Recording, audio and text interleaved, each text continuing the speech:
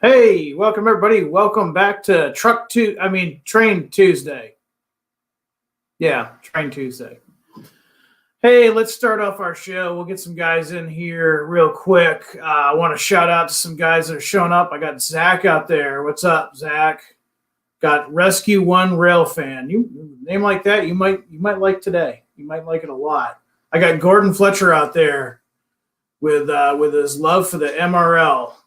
And let's see, you got Jonathan, Jeremy Johnson. Hey, I'm doing all right. Thanks for asking. And hope you're doing good too. We got Steve, we got Ryan, Kyle. We've got, oh man, now they're coming in. Yeah, see, the door's open. Must be cold out there. We got Rick, Christopher, Johnny. All right. Come on in, guys. The weather's always good in here. As long as I keep the window closed, then it's usually pretty warm in here. And you know what? Before we know it, we'll be complaining, at least us in the Midwest, we'll be complaining about the heat pretty soon. So, yeah. Kevin, do I have semis? Not yet, but stay tuned. Got Christopher, Eric, Felix, the rail fanner, and plane spotter. We're going to take care of the rail fanning and the truck fanning. No planes this time. All right, Nathaniel, Marcos, Steve. All right, so hey, thanks for joining me once again for Train Tuesday. Janik is out on assignment, which basically means he's busy building your dreams. He and the guys, actually, I should say. I mean, we've got a whole team of R&D. He's just the only guy on R&D that's not afraid of the camera. So. But him and the guys, they're busy working on stuff that you're going to want on your layout. So anyways, let's get started. Looks like we got a pretty good crowd here. So yeah, you probably got the notification this morning thinking, hey, it's Train Tuesday time. And they're like, Truck Tuesday, what is wrong with these guys? Truck Tuesday, what are you talking about? Well, don't worry, we're still going to talk about some trains. You can probably see some trains behind me here, some locomotives. But we are going to be talking a little bit about trucks, and it's something that we, I don't know, sometimes I think we overlook it on our layouts. I mean, it's one of those things where, we concentrate so hard on the track work, and then maybe the structures and the buildings and what we're doing, and then the locomotives, of course. I mean, all of us are guilty of, locomotive envy. And then, of course, freight cars. But we kind of forget the cars and the trucks and, things that kind of go with those. I mean, we do a pretty good job of talking about the containers and stuff and things like that. So we're going to talk a little bit about the trucks. And I'm going to show you guys what's new for January that you're going to want to get in and ordered with your hobby shop. And then we're also going to talk about stuff that's coming in real quick. Miguel, stay tuned. I got good news for you. I see a comment out there, fellow N-scaler.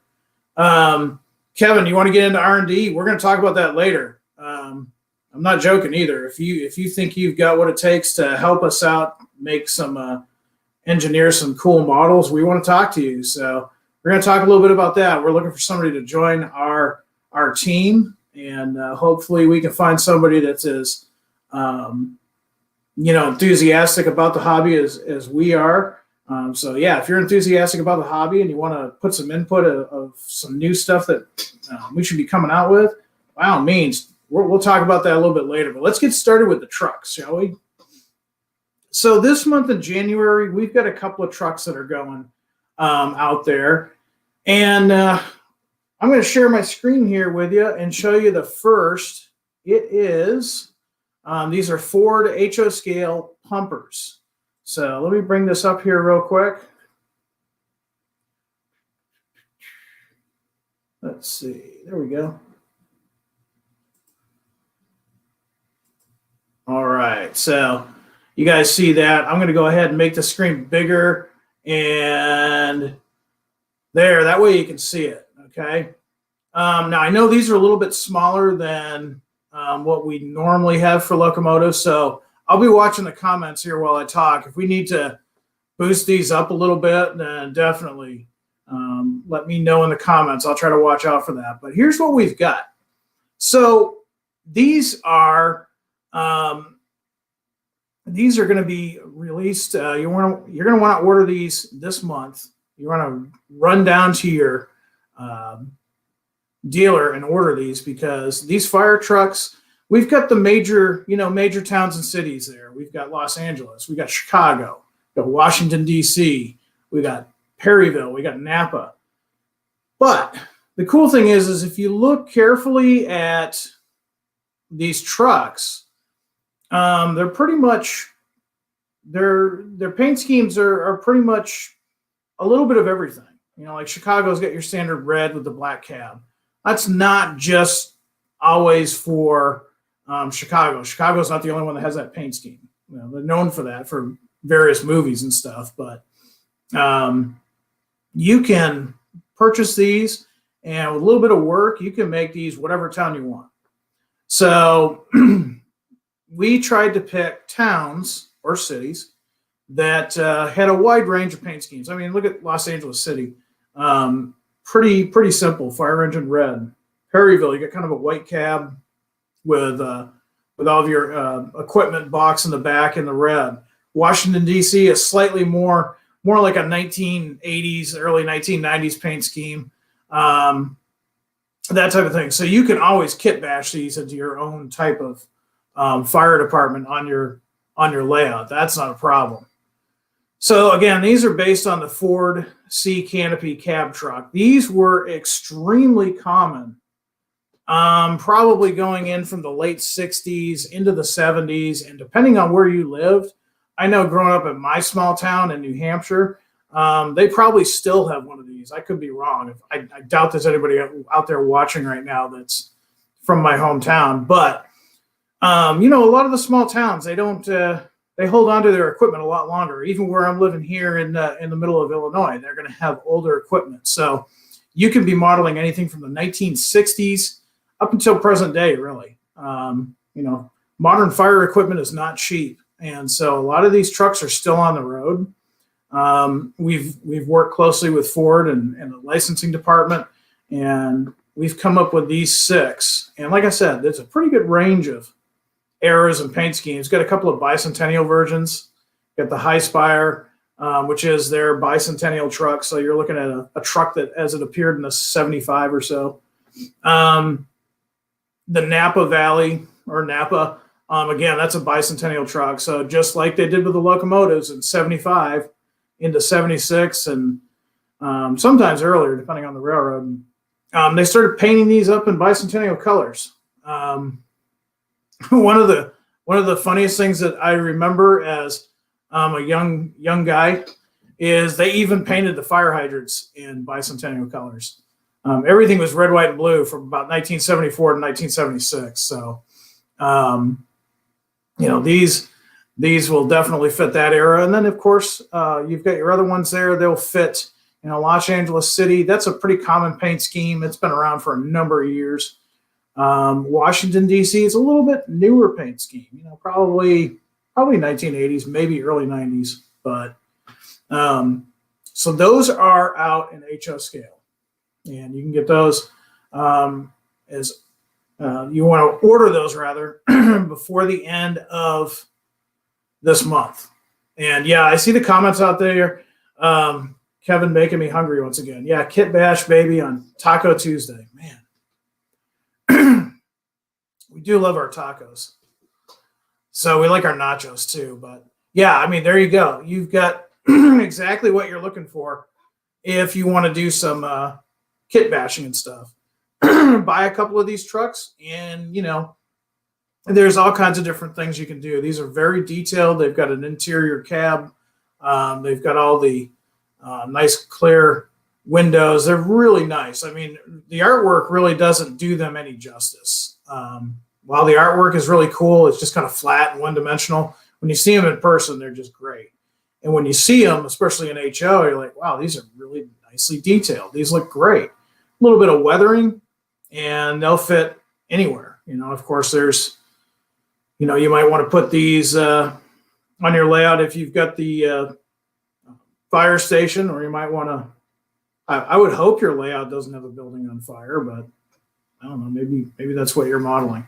But, you can put them out on a small airport. A lot of small airports have these older trucks. So that's something to look at. Now, the N-scale guys are like, hey, this is great. These are awesome. They're a little bit big for my layout because I model N-scale. So what have you got for me? Well, I could be mean, just say nothing. But no, we don't want to do that because N-scales, I mean, it's gaining popularity. A lot of guys are getting into N-scale for various reasons, maybe because of room. And N-scale in general is just getting so much more detailed. It's running better than it used to. So we didn't want to abandon our N-scale guys. So I'm going to show you the N-scale versions, and you'll see what we did there. Let me see. N-scale fire trucks. Well, hey, these look just like the other ones. Well, that's exactly what we've got going on.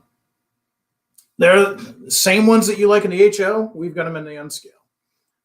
They're going to have the same paint schemes and things of that nature. A little bit harder to kit bash an N-scale, but I've seen some of the guys out there, some of you that are watching that are into N-scale, I've seen your kit bashes. Not that hard. A little bit of work with some decals, and you can make these your own for your own town. But these are, and I can speak from experience because I have a former release of these. These things are amazing in N-scale. So much detail to them. And I know there's other companies out there, they provide some really nice vehicles that are in metal. Personally, especially with vehicles, I tend to be somewhat of a vehicle snob. The injection molded plastic just looks that much better. And these just look sharp. They don't have a chunky look to them. The engineers at Athen really spent a lot of time on these to make them proportionally correct. And they just look really nice.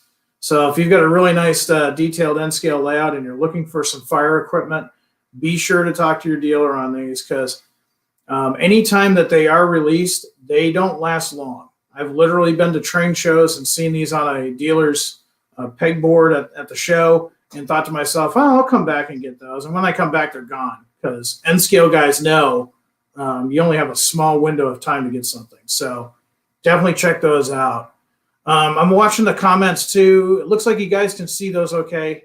Realize too that since I'm broadcasting, my screen's going to be a little bit smaller than what you're seeing. But anyways, Jeremy, I'm looking at your question there. You got a lot of good stuff going on in there, like rail buses and things of that nature. We're always looking in for ideas, but nothing like that has come up yet. That being said, I would not put anything past our engineers. So definitely. Real quick too. I mean, show me in the comments, how many guys need these in HO for their layout and how many guys need these in N-scale. These are phenomenal. And I mean, I'm going to find a way to probably get both HO and N because I've got both HO and N now. But yeah, Keenan, he's saying, hey, Athen needs to do another run of Coca-Cola, Sprite, and Canada Dry ginger ale trucks. There you go. Yeah. I mean, if it was me, we could do maybe Cott ginger ale and Moxie, but only the people from maybe New York further east even know what those brands are. Yeah, that's a good suggestion. We can definitely look into it and see if we can get everything lined up to do that in the future. But that's a good suggestion. Thank you. Looking at some other.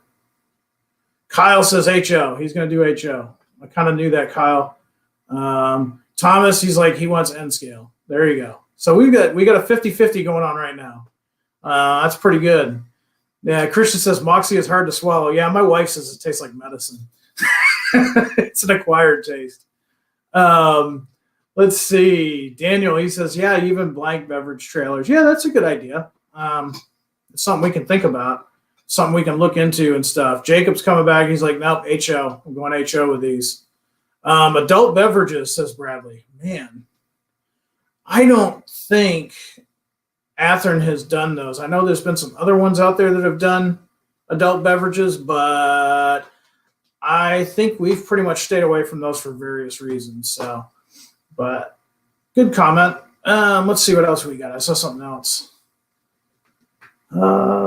Some more 28-foot trailers. Yeah, that's always good. What about Chicago Fire Show engine number 1? That was Chris Forrest. Okay, so, wow, yeah, I know what you're talking about. I'm not up on my television stuff as I used to be. What he's talking about is there was a TV show, Chicago Fire, obviously, and they actually had a real fire truck. I had a friend of mine that actually went to a filming on one of those. He was worked for a fire department, and all I can say is, with the right decals, maybe you could kit bash it in there, or what was the other Ron Howard movie that was based on a Chicago fire department? That was Backdraft. Yeah. A couple of weeks ago, I kind of slipped in there too. Remember Squad 51, the Jack Webb series called Emergency. The Los Angeles one looks a lot like that one from that TV show. So, yeah, it's kind of neat. A lot of guys I know in both HO and N scale, they like to put in little Easter eggs, I guess, if you will. So, I mean, if you wanted to do something, if you're in the California area and you wanted to do like a Squad 51 or something, you could do that with these. I've never done that. The closest thing I've ever done to an Easter egg on my layout was I parked a 4-door 67 Chevrolet Impala painted black down by an abandoned warehouse. Some of you might get that. Some of you might not. Probably dating myself. But anyways, those are phenomenal trucks. They look great. We're going to talk about some other trucks that are coming into stock soon. You're probably eyeing them behind me. These just came in for photography, so we'll talk about those in a little bit. I'll show you those. Now, the other release that we've got, let's see. We're going to go a little bit, further back in time. I mean, those fire trucks that I showed you, they're comfortably in the late 60s, early 70s. I'm going to go back even further and bring up these guys. There we go. So check these out. Model A phone trucks. Now,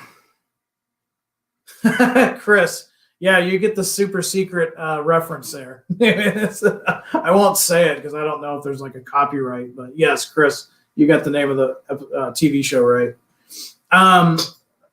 These are really kind of cool and something that we don't think about. Now, let's say you're modeling, I'd say, before World War II. I mean, you're talking 1920s.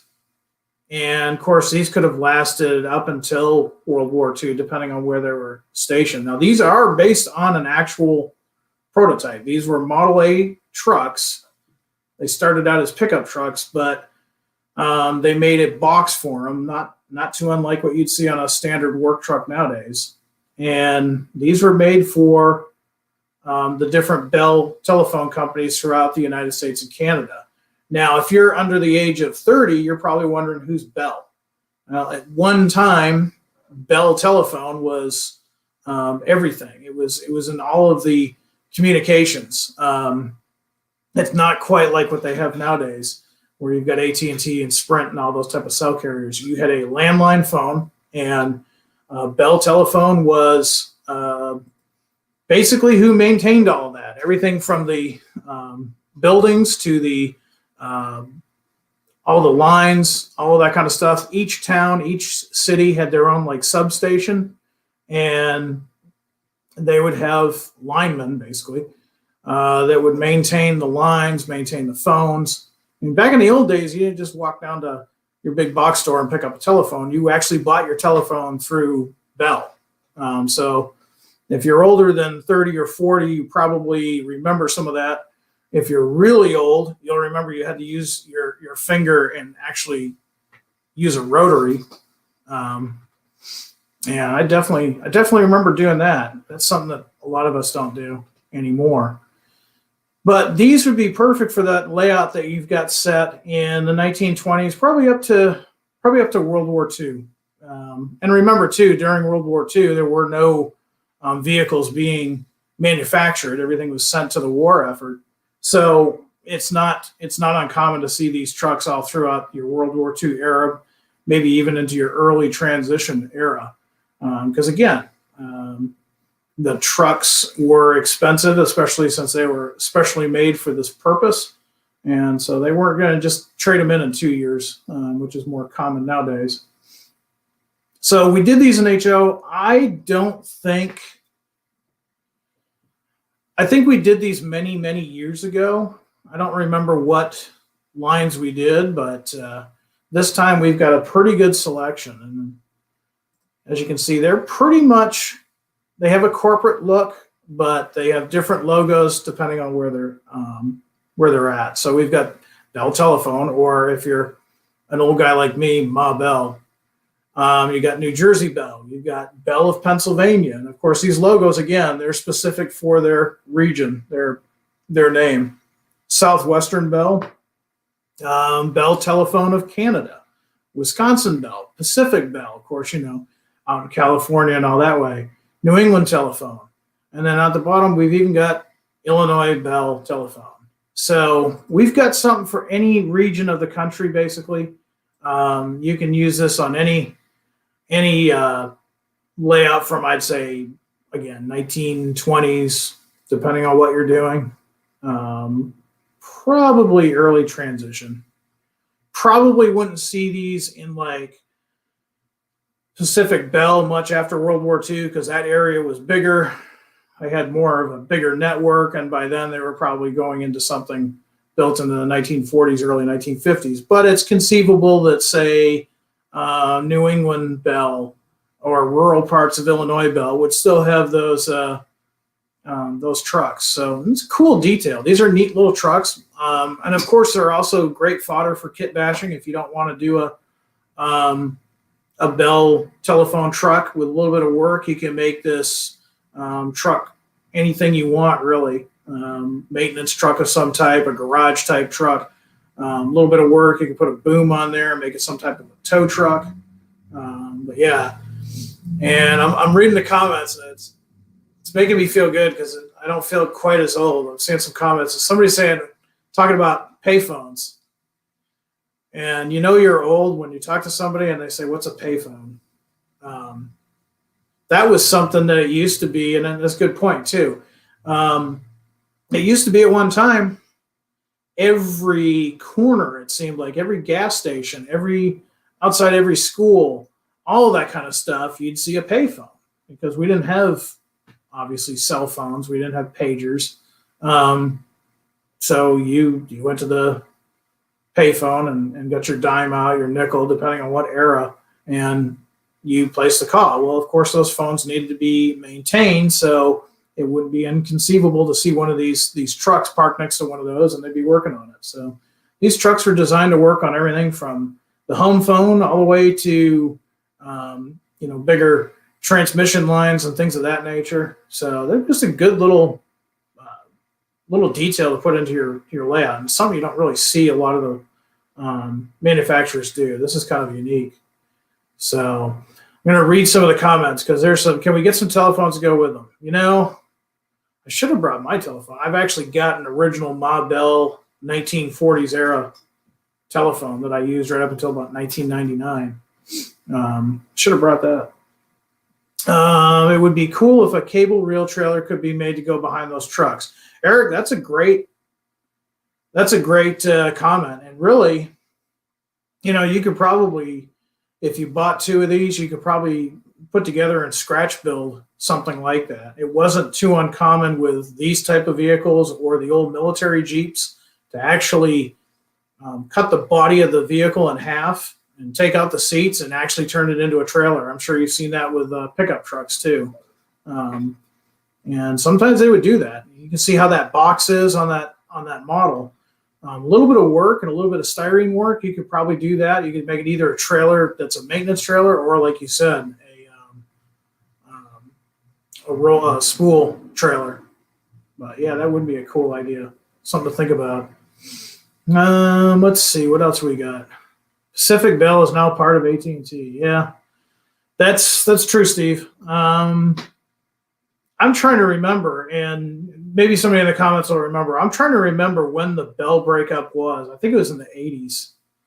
But if you watch back into those old movies like 2001: A Space Odyssey, which is kind of funny to look at that movie nowadays, or I saw a movie just recently, I think it was Men in Black, where they go back in time and they go back into New York City and you see the Bell phone image on the side of the tower, the big building, not the Twin Tower.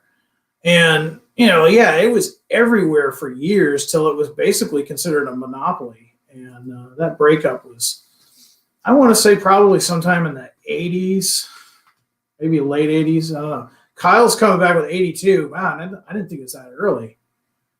But they slowly started breaking it up. And if you remember, too, about the 1970s, they had those vans that were white and that kind of greenish gray color.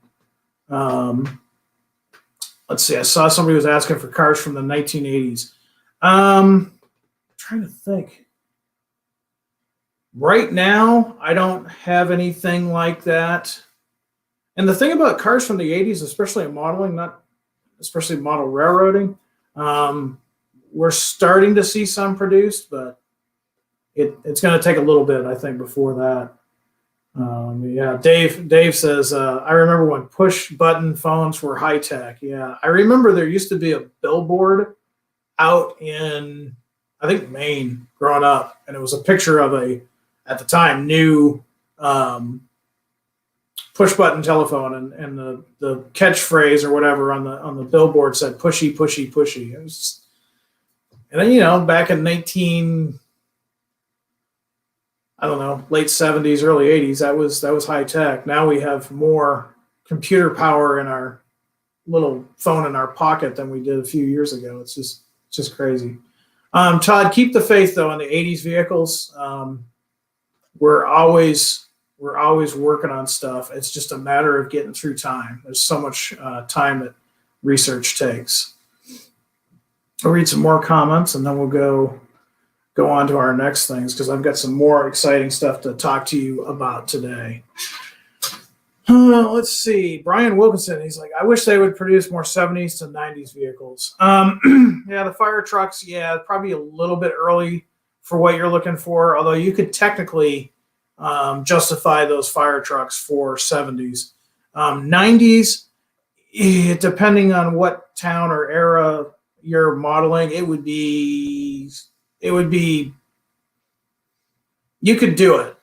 But again, it's usually the smaller towns that have those trucks by the 90s and later. So keep the faith. I mean, we're not done yet. We've got a lot of announcements coming out this year.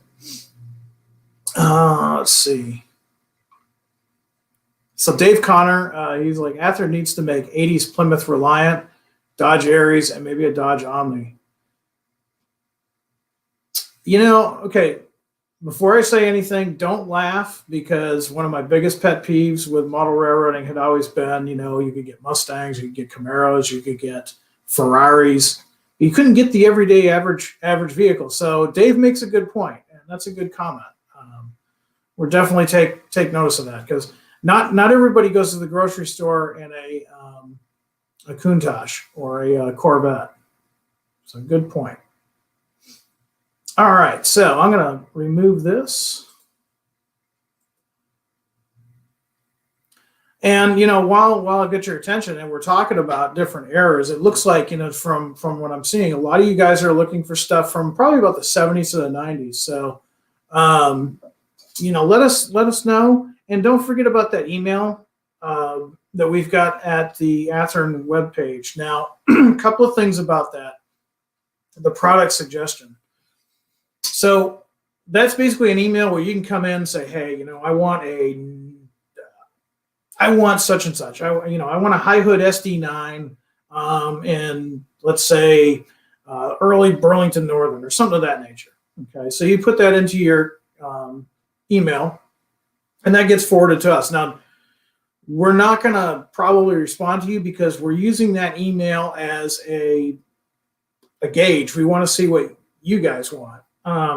So we're tabulating all those emails. You might get a reply, but don't be like, man, I hope they reply, because there's just a few of us on that, and we're basically just wanting to see what you really want to see produced as we go forward.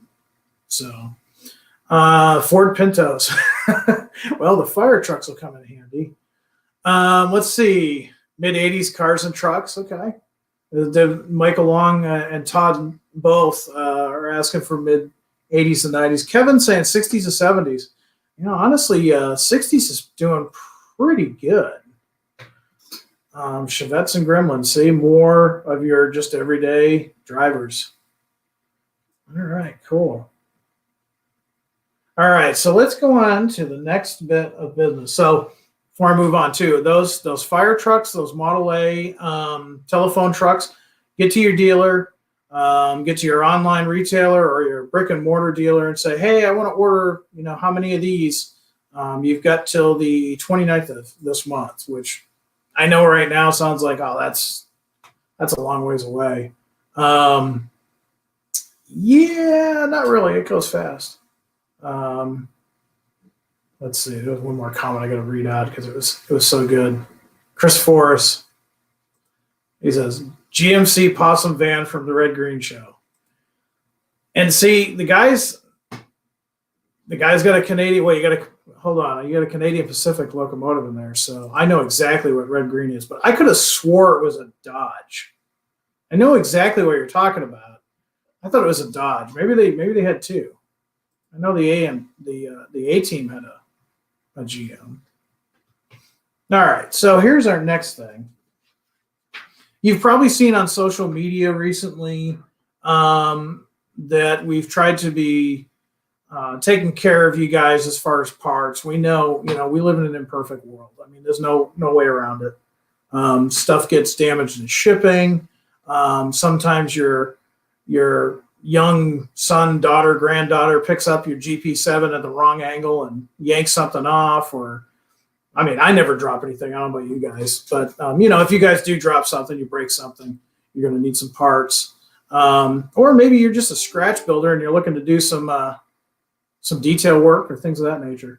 So through the last week, we had some stuff up on Facebook and Instagram about parts. And I'm going to go ahead and bring that up here real quick. All right. Let's see.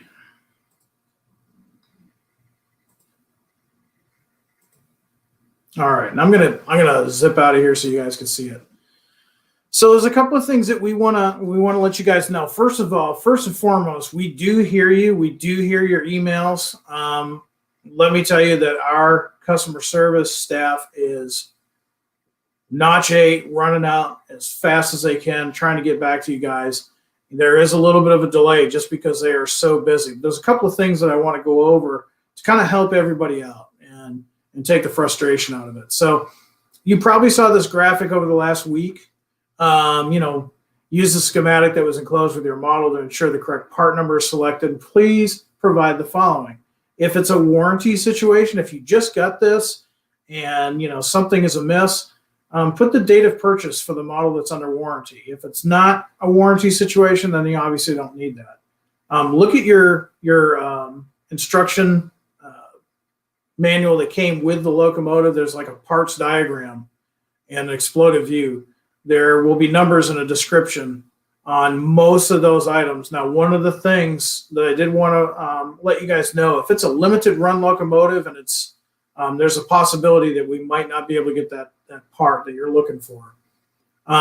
Put in the quantity and the color of the part if it's applicable. We need your mailing address. We need phone contact. We need information from you. Just don't go on there and say, hey, I need the winterization hatch for my SD60. And that's the end of it, because our customer service guy doesn't know who you are or where you live or how we can help you. So help us help you, as they used to say. Now, there's a couple other things that I wanted to bring up too. And I'm just going to read this. This is from our customer service person. And the other thing I want to let you know too is our newest customer service rep is brand new. He's been doing a bang-up job of just getting so much done because it was a position that was kind of open for a while. It took us a while to find this person, and he went in and he hit the ground running with both feet. So this is from him. I just want to read it to you real quick and just kind of help you guys out so you know what's going on, okay? Currently, we have one person handling distribution. Warranty items will take priority unless payment has been received otherwise. So if you buy a replacement part, we're going to try to take care of that. Next after that would be warranty type stuff. And I see your questions out there, and I'll try to, hopefully this will answer them, and I'll keep watching those comments, and I'll try to address them as I see them. I can't guarantee I'll get to all of them, but you know, that's cool. I'll read this and watch your comments.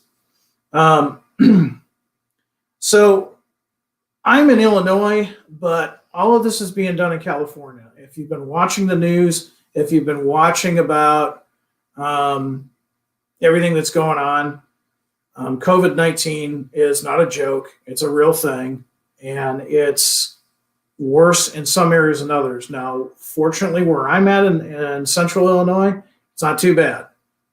California, as you know, has been hit really bad. All of our Athen team, they're working from home. They're doing the best they can with what they have, and Athen and Horizon is doing their best to make sure they've got the tools to serve you guys. But it's like anything. This is something that none of us were expecting. I know we're going into this over 8 months, but we're still continually trying to update things so that we make it easier for our staff, our team, to help you guys out. So just keep in mind that COVID in California is really bad. Now, another thing too, customer service, the people that you talk to, they're waiting on availability and pricing from the parts department. Now, yeah, in the old days, you'd have customer service over here in this cubicle, and you have the parts department over here in the warehouse. And yeah, in the old days, we'd just be like, "Hey, you got the beacon for the Southern Pacific, GP9s? Yeah, how many you need?" It was easy. It was easy like that. In California, pretty good sized state. And the cities that, Long Beach is not a small town. So these guys, customer service is working over here in their home, and parts department's somewhere else. And that's a position that we just filled as well.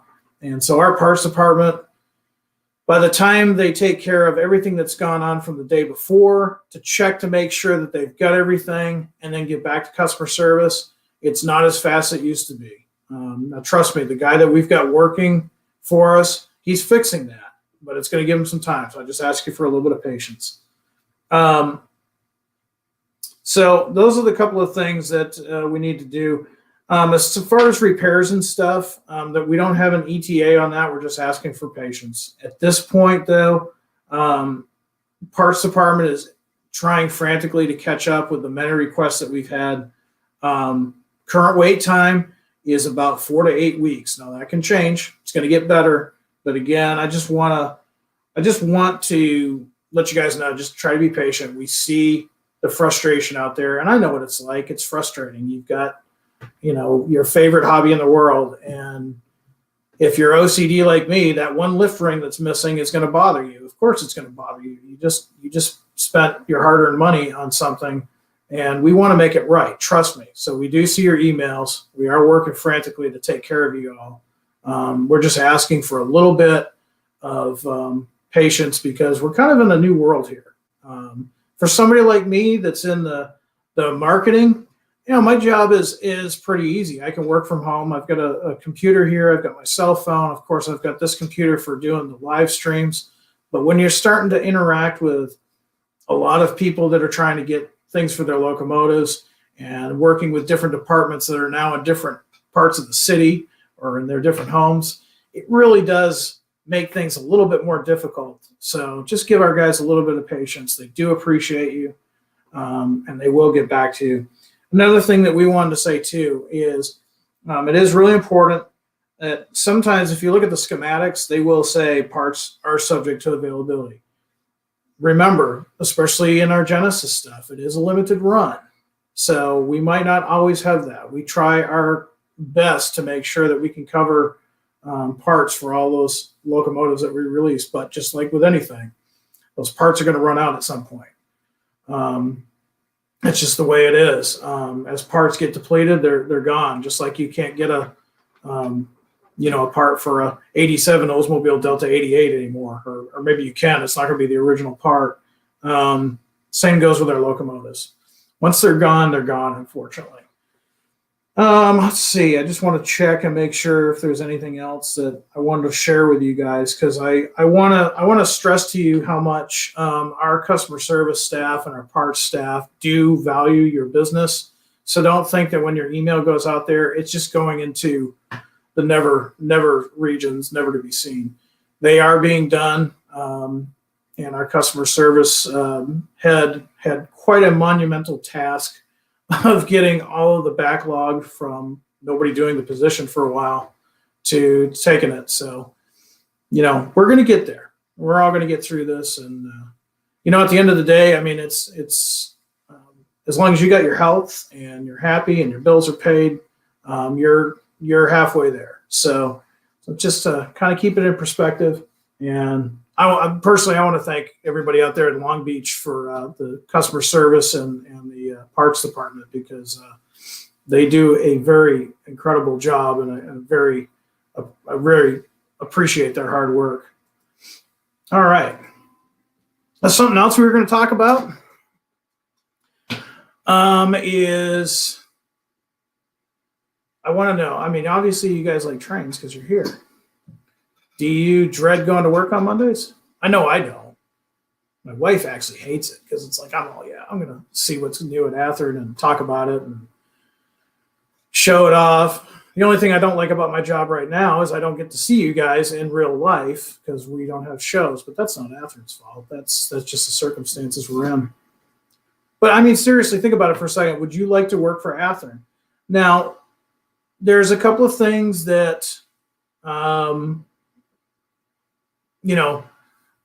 we've sent something out there, and there's been some misconceptions. You don't have to speak Mandarin. You don't have to speak Chinese. If you do, that's great. But that's not a requirement.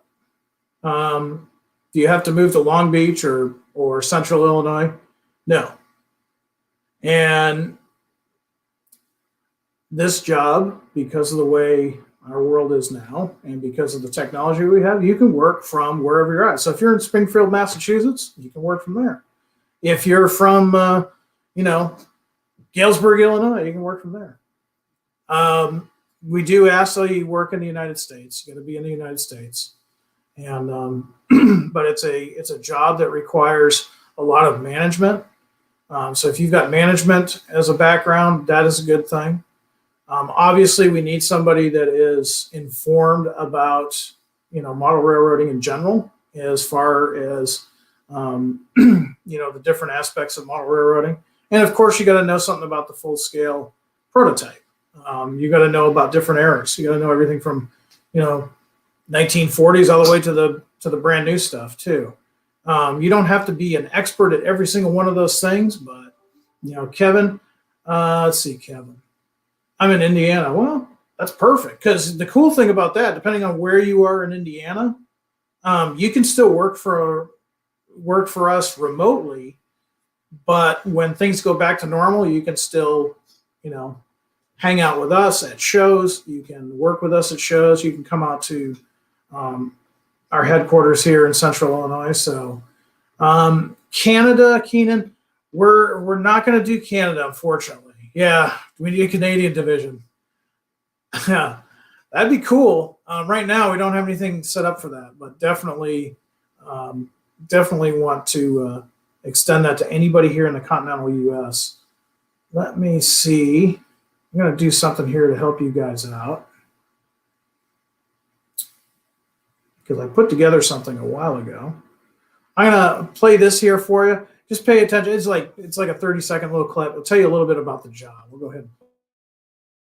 week we spoke about the new position that opened up here at Athen, and that's for the product manager. We got a lot of comments, and we also got some questions. And 3 questions need to be addressed because they kept coming up over and over again. So let's clear those up right now. The ability to speak Chinese, it's not really a requirement. However, it is a plus. You must be a U.S. citizen, and you must be located here in the United States. Now, while this job does allow you to work remotely, that remote location must be within the United States.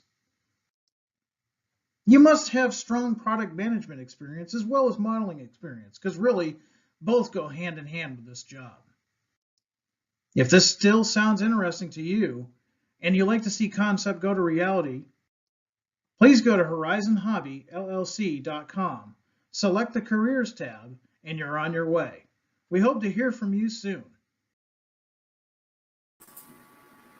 So there you go. That's just kind of a, an overview of what we're looking for. Go to the Horizon website, horizonhobbyllc.com, and there's a tab there for careers, and we want to talk to you. More importantly, the team wants to talk to you and see if it'll work out. Sean Teller says, what about Tatooine? No. Vulcan? Maybe. Tatooine, no. All kidding aside, but yeah, Kansas, Indiana, New England, Florida. Scott says, I can only speak Cantonese. Okay, well, yeah, I guess that leaves you out. No, I'm kidding, Scott. I'm just kidding. If you can, you're way better at linguistics than I am. I can barely speak English, let alone Mandarin or Cantonese. All right, so any terrestrial area within the United States is what we're looking for. So go ahead and Kevin says, I only speak hillbilly. Yeah, I can too. Sometimes, trust me, Kevin, sometimes when we have meetings and if I get really excited, my Adam Sandler style voice comes out. Nobody understands me out here anyways. Maybe the guys in Long Beach do, but I don't know about the guys in Illinois. But all right, guys, so we're going to go on to something new and exciting. And I wanted to show you what else we've got. We were talking about trucks earlier. You can probably see these behind me. So these are the Ford F850. These are the HO scale guys. I'm going to stick this at the camera. Look at this thing. This is gorgeous. How many remember when fire trucks and safety equipment were painted this fluorescent green yellow color? That was like all the thing in the 70s into the 80s. I don't know if you see it anymore. Anybody out there that still has these colors on their local stuff, give me a shout out. I haven't seen this color in years. Get my big finger out of the way so you can see that. But these are the F850s, and these are going to be in stock in February. Man, these things are nice. I mean, you've got I'll hold this up from the bottom so you can see you've got the dually wheels and tires, rubber tires. You've got all that underframe detail. You've got all that detail up front.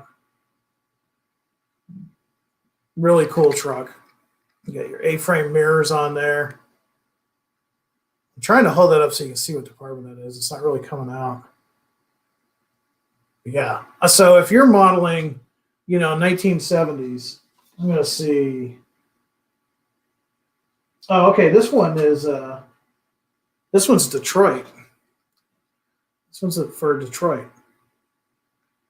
So if you're modeling Detroit 1970s into the 80s, yeah, this is perfect for that.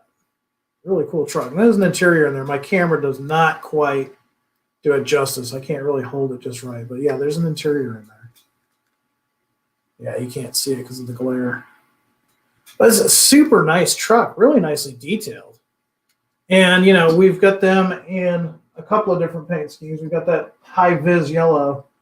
How about pink? We've all seen, they do a fundraiser. They do a, awareness type truck. We've even got them in the pink. And It's a bright pink too. It kind of reminds me of the old Panther pink color, but wrong manufacturer. But yeah, it's a really nicely detailed. You've got the nice clear light bar on there. You've got the other emergency flashers on there. You've got all the equipment. You've got the ladder, the hoses. You've got nice under chassis detail. These are perfect for, like I said, 1970s, 1980s layouts. Even more modern if you have like a small town. And let me see. Check something out here. Here we go. Let me show you where they're at so you still got time to talk to your dealer. We might have a few of these left in, but like I said, they're going to come in February. Here we go.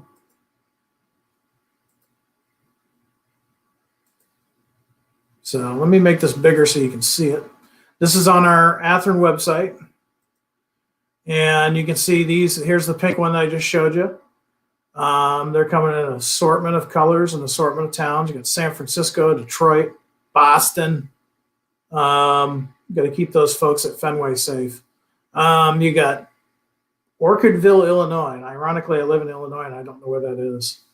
Chicago, of course. We talked about Chicago a little bit earlier. So if you're doing, Chicago, you can pick this up in a few weeks and then order your Ford C by the end of the month. Washington, D.C., that's another one that we were talking about earlier. But these are due late February. And they're really nice trucks. I mean, they work really well for small towns and bigger towns. And we've got them designated from the 60s to the 80s.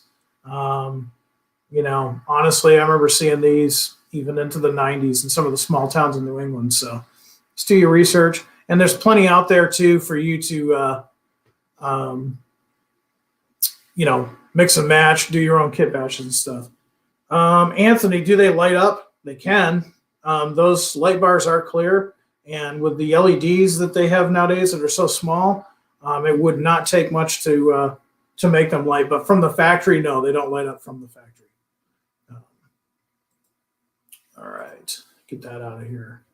So yeah, definitely that is going to be coming in February. And I'm trying to think, we're just doing those in the HO in this run. I don't think we've got those in N scale yet. Looking to see if anybody, let's see. Oh, okay, I'm going to put Rick's up there. He's got some cool information about his fire department. Rick says, my local fire used to paint their equipment white. Now that they're paid fire department, everything is red and chrome. Yeah, it's funny. When I was younger, I remember fire trucks were everything but red. And somebody told me that it was because red wasn't easily seen or some kind of insurance study that they did. So they went to that high-vis green. They went to white. They went to just a variety of colors. And then I'd say probably in the 90s or something, everything started going back to red again. So sometimes the paint scheme will actually kind of help dictate what area you're modeling in, just to give you some reference. Let me see. Greg, what's retail on those? Hold on. Retail on those is $24.98 each. So your dealer will probably have them. Probably will have those a little bit cheaper than that. Depends on where you go to buy them. But can you get truck wheels separately for those? I don't believe so. And Dave says, well, City of Milwaukee was always red. There you go. That makes it easy. Okay. Orchardville is east of St. Louis down by Flora. And I know where Flora is. I know where Mount Vernon is. So I've probably driven through it. Unless there's trains in there. I just never really seen that before. Emerald, green, and white. That's cool. All right. Well, cool. Okay, so something else that is now in stock, we've been talking about it for a little bit, is the GP7us. These just came in. And I'm going to grab this Santa Fe one right here. These are so cool. If you're modeling 1980s up to present day, and you've got like a grain facility on your HO scale layout, or you have a yard facility or a switching layout, these are perfect. I'm going to do my best to hold these up with my fat fingers in the way so you guys can actually see this. It's the Santa Fe GP7u. And obviously based on the GP7, Santa Fe did a bunch of modifications to these back in the 70s and into the 80s, putting the standard Spartan cab on, not that rounded cab. A lot of work went into these. I won't go into all the details, but these were real common, even right up into the BNSF merger. Off the top of my head, I don't remember any of these getting painted in heritage colors, but I do remember seeing these patched in BNSF. So here's the Santa Fe. This is kind of like the mother of the GP7Us. Really nicely done, really nicely detailed. These are in stock, and be watching our social media this week and into the weekend, because you're going to see a review on one of these here real soon. That's the Santa Fe version. A lot of railroads would end up with these. And for the Prime for Grime version, we've got this former Bangor and a rustic. And you can kind of see it's been repainted a little bit where they've, and it's kind of neat. I like how the name is almost etched out, but the paint's kind of faded so you can still see the previous owner. The other side's about the same. Because in real life, they buy one of these cheap. We all know what happened to the Bangor and a rustic. And these ended up for sale, and the price was right. And it's better to have a running locomotive than a pretty locomotive. So they just, splash that over. And you've got this guy. And last but not least, one of my favorites out of the bunch. It's OCD. I try to put those back on the rails. Is the Cargill. Got a grain elevator, a big grain elevator. Here's your switcher. Really nice. Now you'll notice too that each locomotive is going to have the specific details for it. So the Santa Fe is going to have slightly different, antenna. Some might come with a beacon on them. Some may have the horn on the long hood. Some might have them on the cab. It's all based on the research that the Athen team has done. And like I said, these are in stock right now. You can, if you did not pre-order one of these, and you're kind of thinking, man, I should have, because I've got a industrial section of my layout or a grain elevator that needs some switching, talk to your dealer right now. Athen does have them in stock, and we can ship them out to your dealer. If you don't have a dealer near you, look up one of your Athen online dealers, and they can definitely take care of you. Sean says, that almost looks like a Cal Northern. Yeah, it does. It really does. It kind of fooled me at first, too. Let's see. Did the GP7Us come with ditch lights? Would you consider doing them with ditch lights? Okay, so this run does not have ditch lights. Would we do it in the future? Yeah, probably. If we were to do, say, like a patched BNSF, they would definitely have to be with ditch lights. These represent more of an earlier time, 1980s, before they mandated it to to have ditch lights. Let's see. Yeah, Cargill, that's cool. I mean, once again, there's so many nice paint schemes out there that it's hard to choose sometimes. But now, see, Max, the BNSF rail fan. So here's something for you to, if you don't have one of these, real simple. Microscale Industries used to make a patch decal set. So a little bit of work, you can get some ditch lights put on there. The Microscale patch set, it's a 2 decal set. You could make this into BNSF pretty easily, especially if you're doing BNSF from, say, like late 90s, early 2000s. It's really achievable. I've got some really cool pictures of these in one of my BNSF books. So DC or DCC? They are DCC, and DCC with sound. So you've got that full effect. Let's see. David Green, undeck maybe. Yeah, I hear you. We did not do undeck in this run. We're not always, comfortable doing undeck. We had somebody post a really cool picture. Actually, found him and asked him if I could post it on our Facebook page. He did that Boston to Maine GP18, and I know as a custom painter myself, it's kind of a pain to strip the paint, but it's not too hard to do. And so that's kind of our, the cost is actually easier to just buy a decorated locomotive and strip it down with, say, 91% rubbing alcohol and then paint it yourself versus us selling you an undecorated with all those parts, all that stuff, and seeing a huge difference in the price. Okay. Nickel plate's getting a lot of love here today. Yeah. Rick. Yeah, I think you said earlier, Rick, that you're on the other end of the nickel plate from me. That's right. Nickel plate is not far from me at all. Zach Malcolm, he's got the question of the day. What is your favorite class 1? Loaded question. Current class 1 or past? Let me know which. If you're talking current, let me know. Because remember the Boston and Maine, when Maine Central, they were class 1 at one time, not anymore.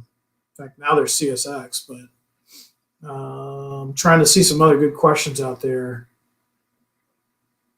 Yeah, Max, the BNSF rail fan, says I modeled the BNSF Adele sub. That's cool.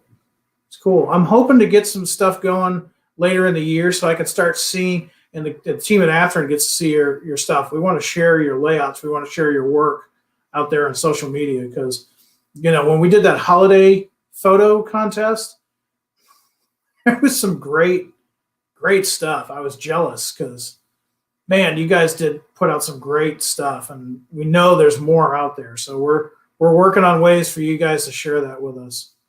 Zach got back to me. He says current. Man, I'm probably going to have to go with BNSF. Close second would be CP Rail. Why BNSF? Because I'm a CB&Q fan.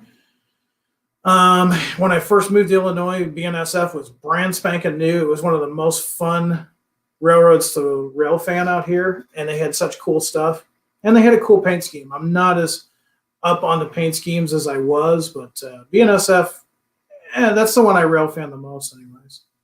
But cool question. So I know it's Tuesday. We're a long ways away from the weekend. I know a lot of us, we were talking about, COVID-19. We've been stuck inside. We haven't been doing shows. We haven't been doing stuff. I know sometimes it can get kind of boring. You can get kind of in a rut. Maybe you've got this massive HO scale layout and you're just, man, I'm just at a rut. I've got something I want to share with you. We'll talk a little bit about it here in a second, but I want to share something with you. This is a great weekend project that you can do. Think of it this way. On Friday, on your way home from work, stop at the lumber yard, get a little bit of lumber, stop at your hobby shop, get some Athen box cars, and make yourself up a really cool little layout. I'm gonna share this now. Let's see. And let me play this for you. In this video, we're going to take a look at a very simple, easy to do, and fun to operate and see how it looks together. So this is Steven of Steve's Trains, and he is showing a video here. You can look it up after the broadcast, but it's a real simple little deal.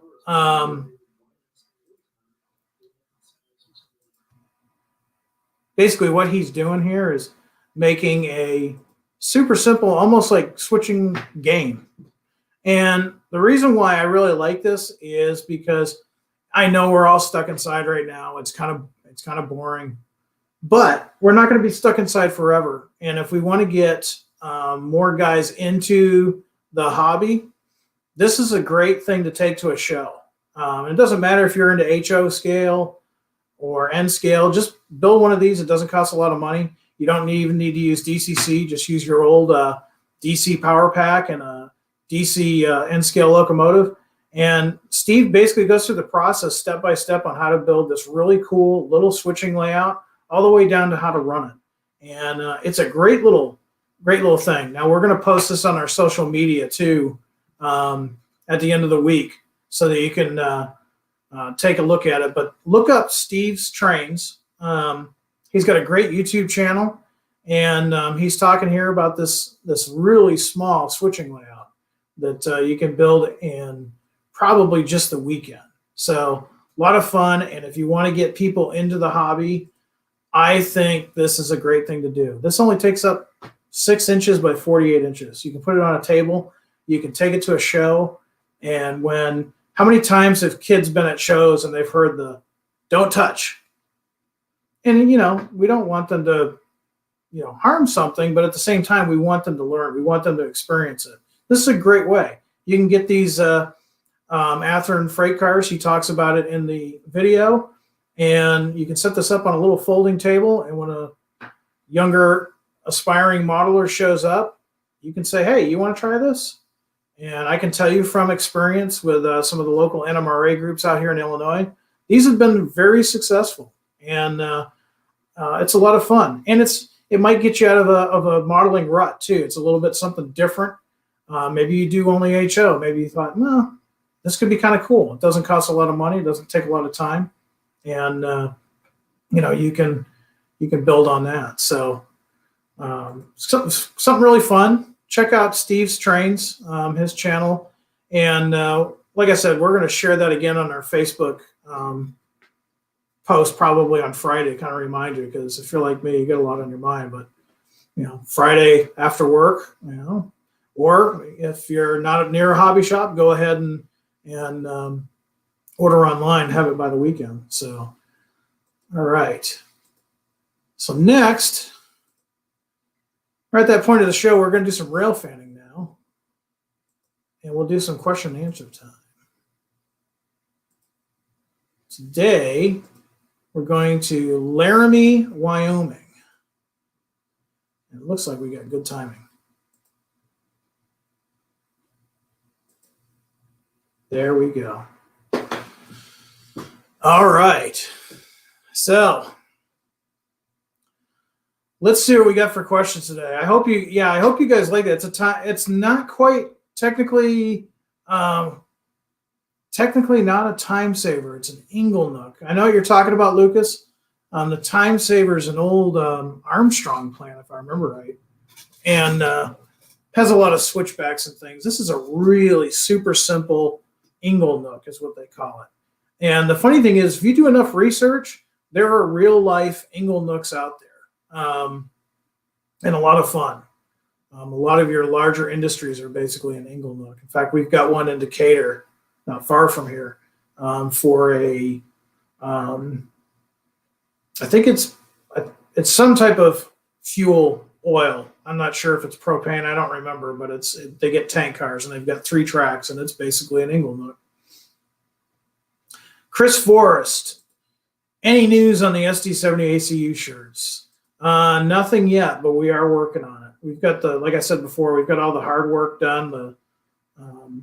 It's just a matter of trying to find a good source to get those printed up and available for sale.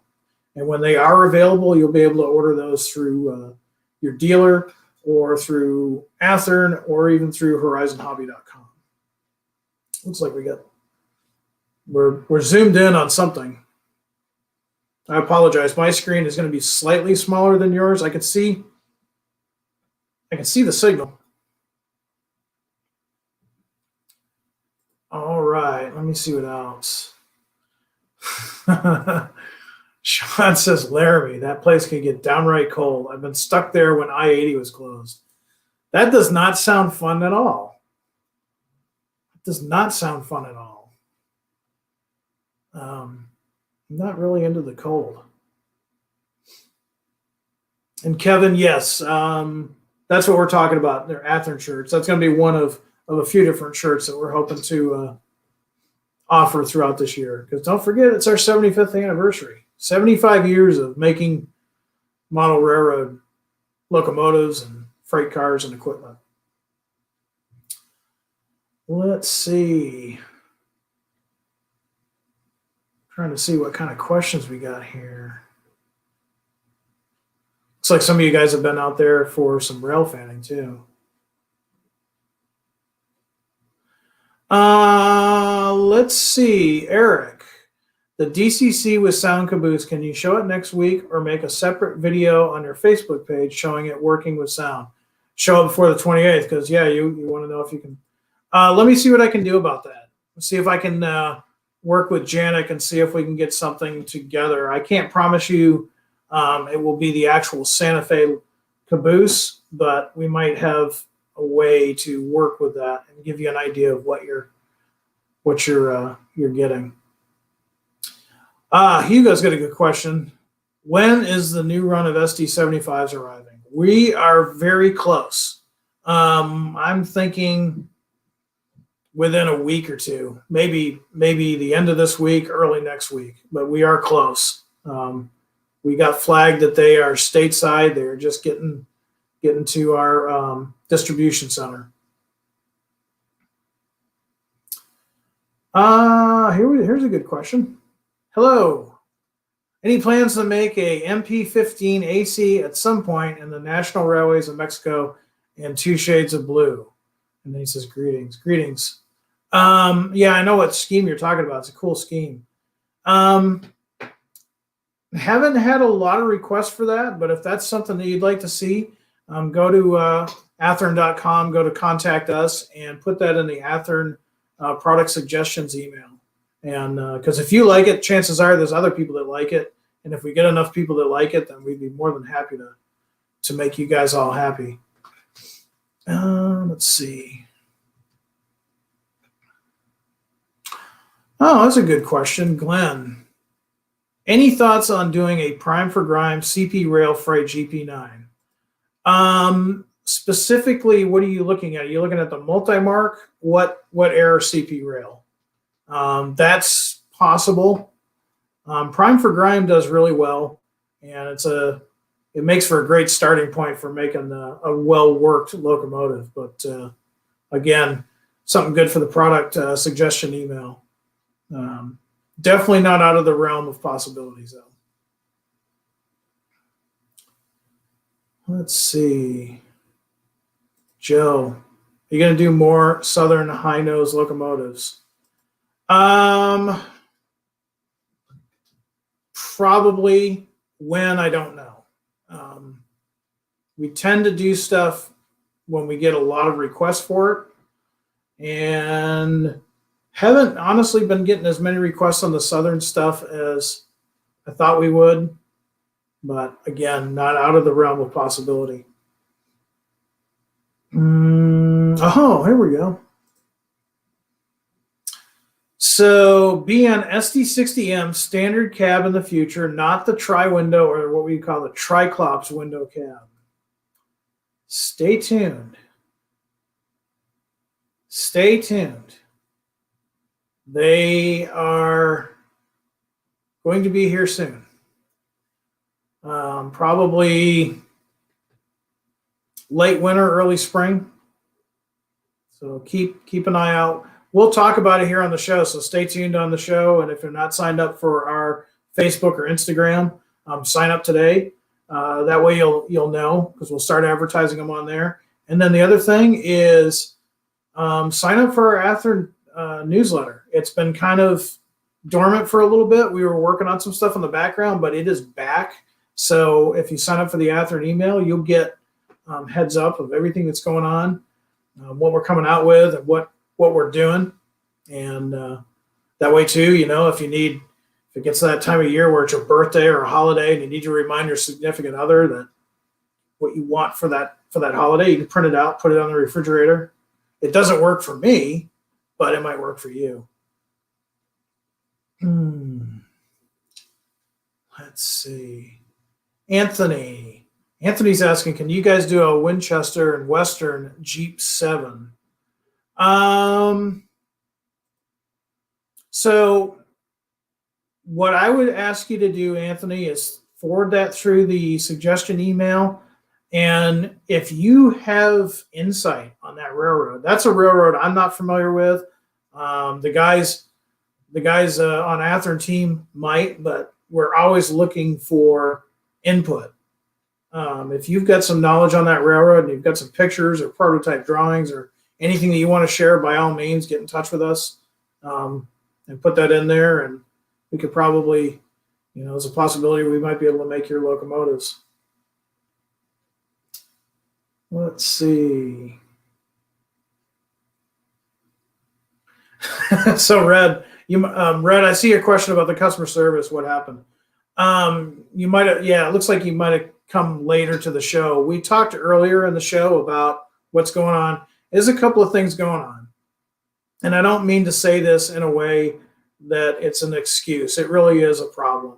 California, where all of our customer service is, they've gotten hit really bad with COVID-19, probably more than what they're showing on the news. That is really slowing things down in all facets of everyday life in California. Second of all, we've got a new person that's taken over that role of customer service. There was a vacancy there for a little bit, so he has been playing catch up. But we are reading your emails. We are trying to return your phone calls. Just keep in mind that everything that's going on, it's going to take a little bit longer than what it has in the past.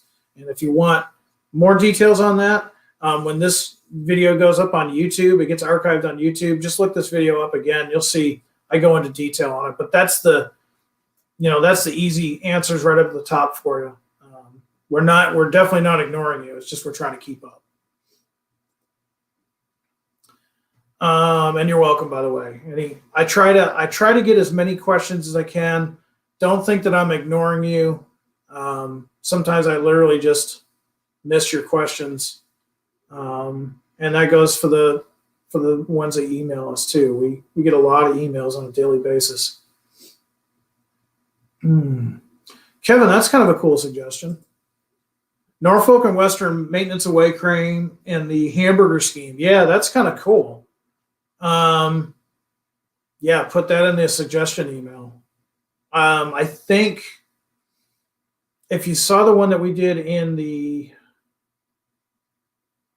we've got one in the roundhouse line that might work for you in that paint scheme. But yeah, just let us know in that email.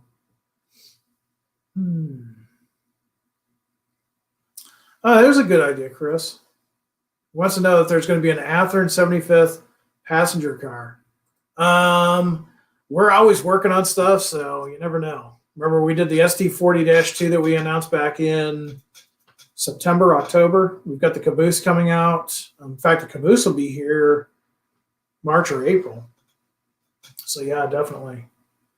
Glenn says, thank you for considering the CP Rail. You know what? CP Rail does really well.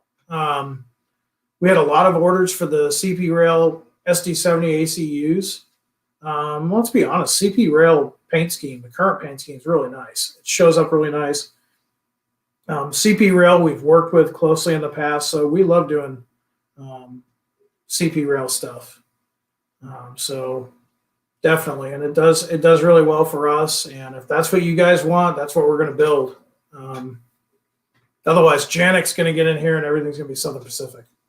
And I'm kidding. That's not true, but let's see. Man, you guys have got a lot of good questions. I'm trying to get the really, really good questions and posting them up here.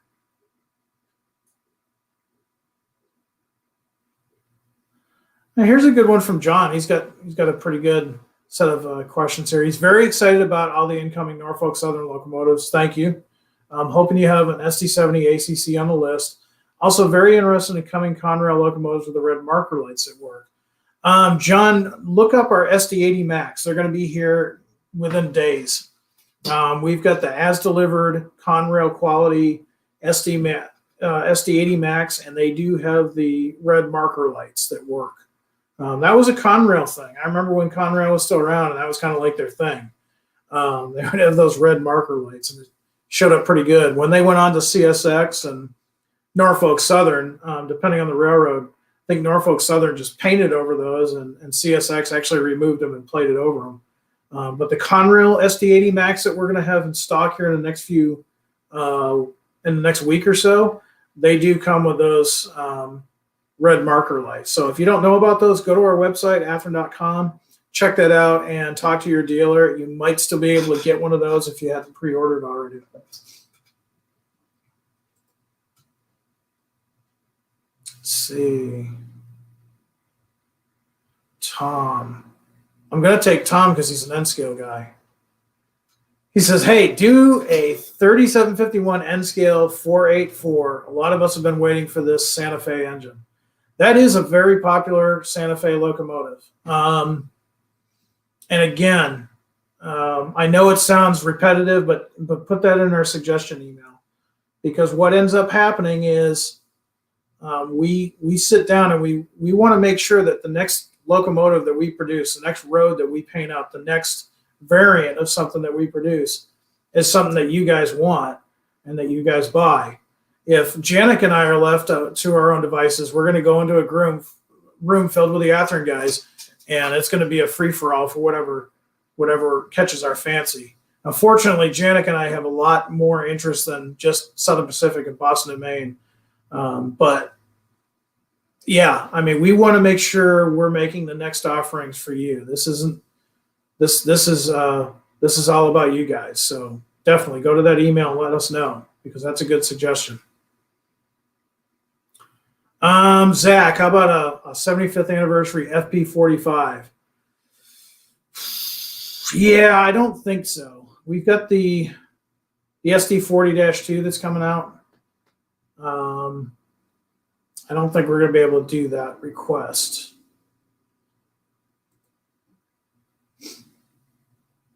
Oh, okay. So West Coast Rails has gotten back to me.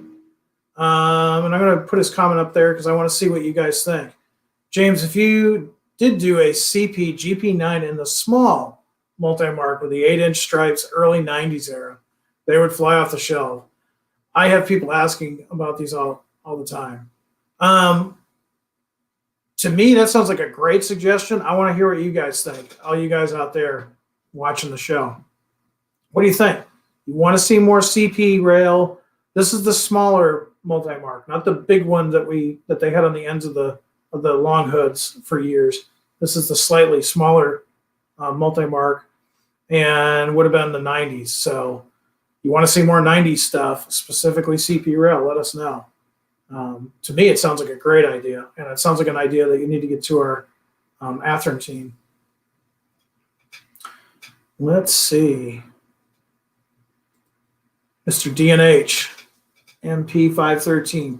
Family Lines SD40-2. Good suggestion. Pretty sure that's doable. I'd have to talk to the R&D guys on the team, but I'm pretty sure that's doable. Stick it in there. Yeah, Ian has given a thumbs up on the CP rail. He likes that. Kevin adds to it CP rail without the multi-mark. Okay.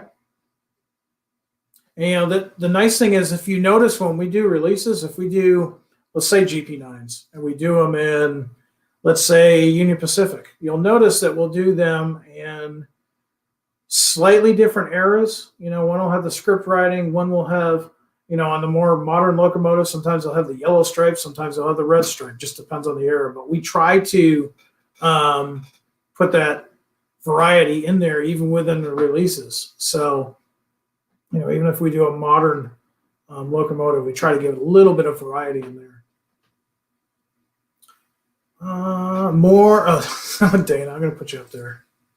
He says more BN and CB&Q units. Dana, have you seen the BN F45s that we're releasing this month? Those are cool. Those are actually in order for Great Northern, but by the time they got to the property, they painted them Cascade Green because the merger had already happened. But those are based on Great Northern specs. just painted Cascade Green in Burlington Northern. Really cool if you're doing the early 70s. The F-45s are kind of a cool locomotive. That is coming out for order, so check those out. If you're looking mainly for locomotives, the next few months, if you like Cascade Green, you're going to be happy.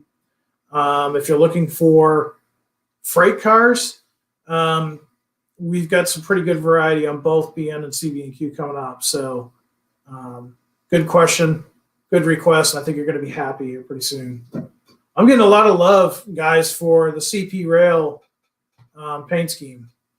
I personally like it. Now, I'm probably biased somewhat because growing up in New England, I was near CP Rail action, so I got to see a lot of CP Rail. And I personally think it's a cool railroad. I'm going to take about a couple of more questions, and we're going to call it a night because it's getting close to 5 o'clock. I want you guys to get some modeling done this afternoon. So let's see. West Coast Rails. He's all about CP Action Red. Yep. Definitely.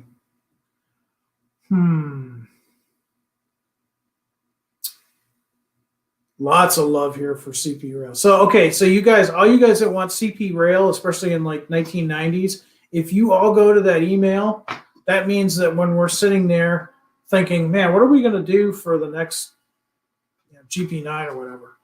Well, we got this many people requesting the CP Rail GP9 in Action Red. Maybe we should do that because that tells me that there'll be more on layouts and a lot of happy guys. So definitely go to that email. Let us know. Keep us posted. Scott, it's a weekly request, so I should put it up there for you. But it's weekly request.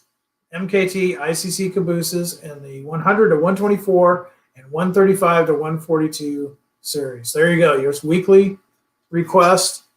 I'll put it up there for you. It's a great request. I hope you get a chance to send that into our email too for a request line. Yeah, we can't forget the California Surfliner cars. Every week we talk about that too.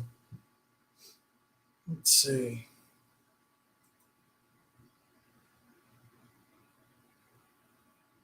Oh, Bradley's got a pretty good idea. He's saying paint some CP Rail GP9s in the Rail Surf paint scheme.